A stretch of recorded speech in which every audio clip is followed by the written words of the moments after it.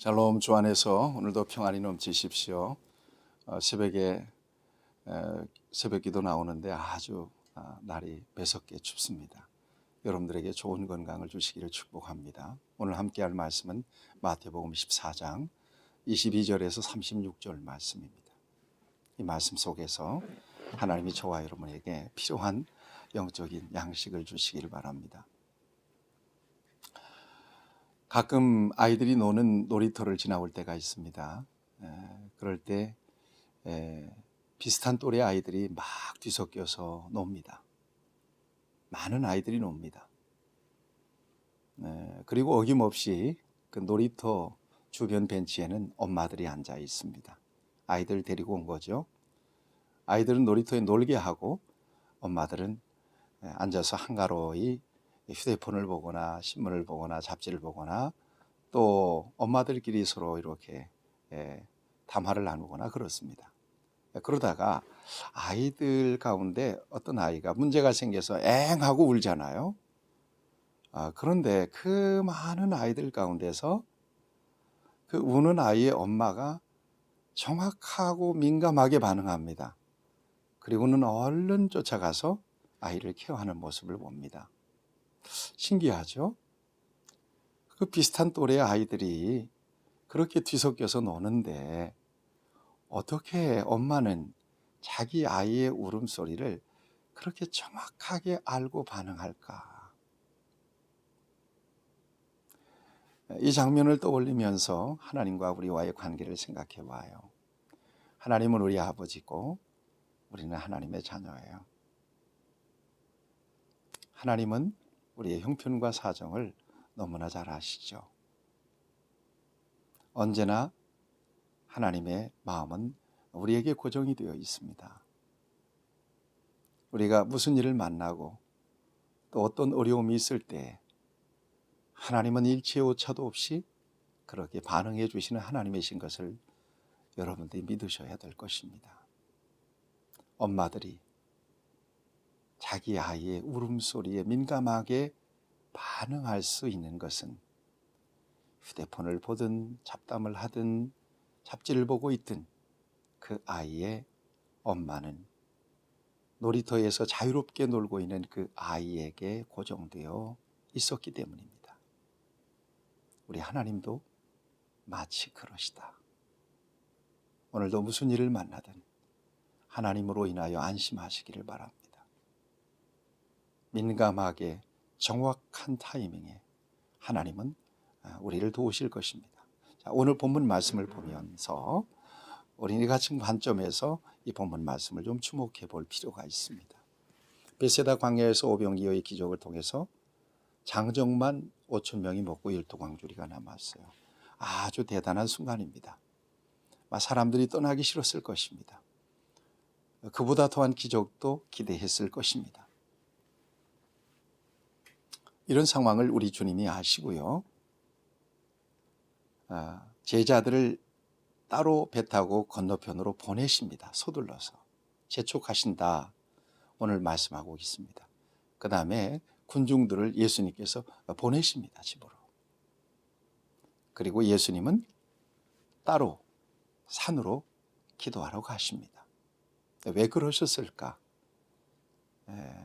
두 가지 이유입니다.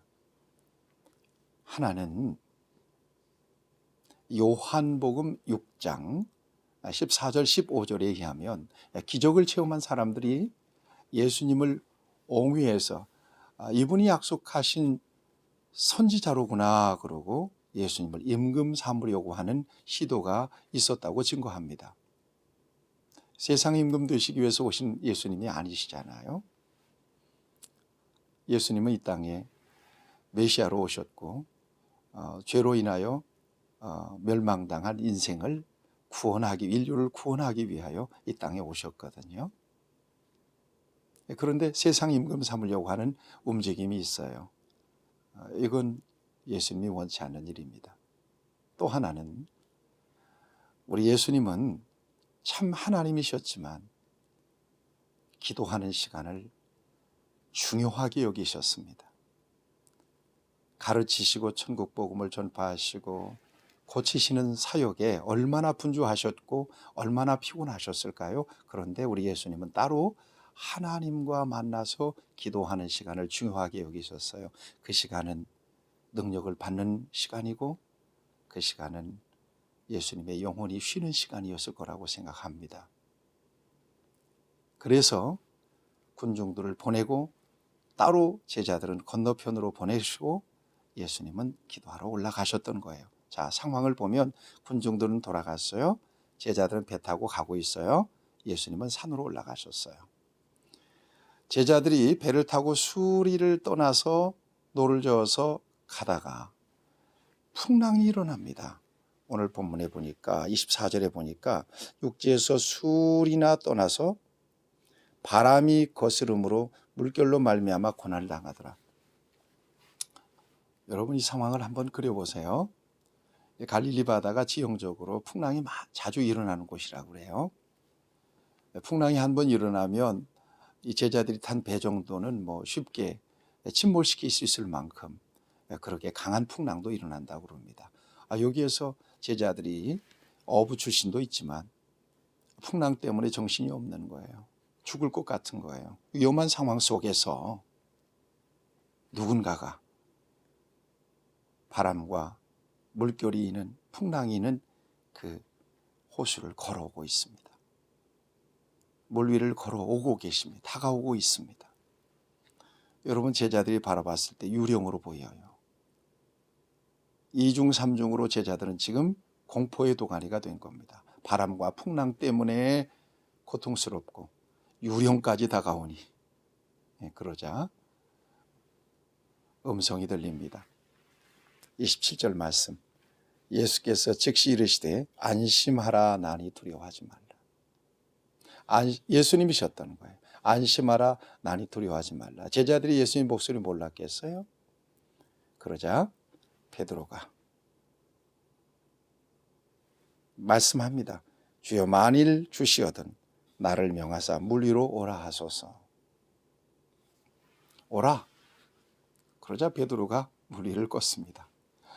여러분 입장을 바꿔놓고 생각해 보세요. 예수님이셨어요? 풍랑이는 바다 위를 걸어오시는 예수님이 베드로에게 오라. 그러니까 베드로가 물 위를 걷습니다. 여러분 같으면 오라 그런다고 물 위를 걷겠습니까? 여러분 우리가 말씀이니까 그렇지만 베드로에게 굉장한 믿음이 있었던 것은 틀림이 없어요. 예수님을 향하여 걸어가다가 베드로가 바람을 봅니다. 30절을 보세요. 바람을 보고 무서워 빠져가는지라. 항상 이런 딜레마가 있다는 거 아시죠? 믿음에는 물 위를 걸을 수 있는 능력이 바로 믿음의 능력입니다. 그런데 믿음으로 물 위를 걷다가도 믿음으로 충만해서 물 위를 걷는 그런 엄청난 능력을 경험하다가도 우리가 현실 속에서 바람이 불고 풍랑이 일어나고 그럴 때 믿음을 포기하고 풍랑과 바람에 매몰돼 버리고 빠져버리는 우리의 모습도 있다는 것을 오늘 이 베드로의 모습 속에서 보여주고 있습니다. 그러자 예수님께서 즉시 손을 내밀어, 타이밍이 중요하죠. 즉시 손을 내밀어서 베드로를 물에서 건져내십니다. 그리고 제자들이 탄 배에 오르십니다. 예수님이 오르시자 어떻게 됐습니까?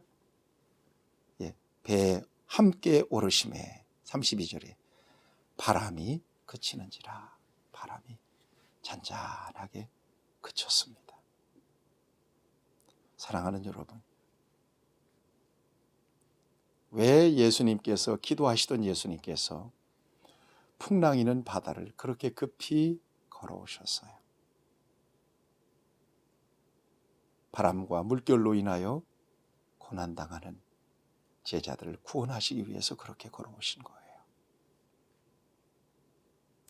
오늘 저와 여러분들이 인생을 사는 동안에 크고 작은 풍랑이 많아요. 병원에 가보세요. 득실득실해요.